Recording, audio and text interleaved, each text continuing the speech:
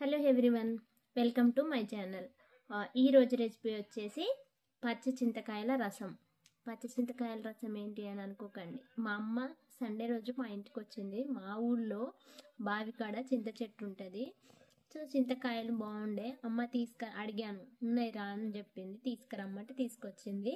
మా అమ్మ ఏమనుకుందంటే, నేను మా పిల్లలు చిన్నగా ఉన్నప్పుడు చింతకాయ పచ్చడి పెట్టేదాన్ని అన్నట్టు, తీసుకొచ్చుకొని ఒక 5-6 కేజెస్ తెచ్చి, అంటే అది పండవడానికి మిడిల్లో ఉన్నప్పుడు బాగుంటుంది. అట్లా ఇప్పుడు కొంచెం పచ్చిగా ఉన్నాయి, తీసుకొచ్చి పచ్చడి పెడుతుందేమో అన్నట్టుగా ఒక 3-4 కేజెస్ తెచ్చింది.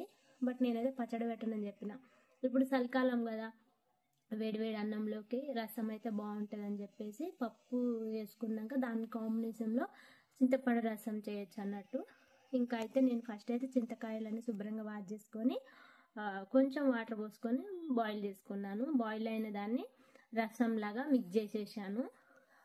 తర్వాతకి పోపు పెట్టడానికి కరివేపాకు, కొత్తిమీర, జీలకర్ర, ఆవాలు వేసేసి ఆయిల్ బాయిల్ అయినాక అన్నీ అందులో మిక్స్ వేసిన తర్వాతకి నేను ఏదైతే రసం ఉందో ఆ రసం పోపు పెట్టేసాను అన్నట్టు. ఒక 2-3-5 మినిట్స్ మరిగిన తర్వాతకి ఇంకా తీసేసుకున్నాను. అంటే ఇంకా అందులో కొంచెం ఉప్పు, కారం, పసుపు కూడా వేసాను.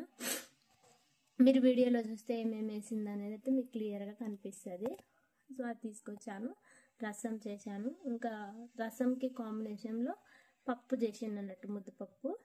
వేడి వేడి అన్నంలో పప్పు రసం వేసుకొని తింటే ఆ టేస్టే వేరు, ఆ ఫీలే వేరేలాగా ఉంటుంది. ఎందుకంటే ఇది సిటీ వాళ్ళకైతే తెలియదు.